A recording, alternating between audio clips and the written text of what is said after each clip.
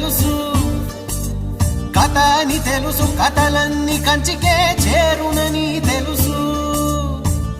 తెలుసు తెర తొలుగుతుందని, తెలుసు తెల్లారుతుందని, తెలుసు ఈ కట్టె పుట్టుకుమంటదని, తెలుసు ఈ మట్టి మట్టిలో కలిసిపోతదని. ఇన్ని తెలిసి ఇరకాటంలో పడిపోతావు ఎందుకని? మాయ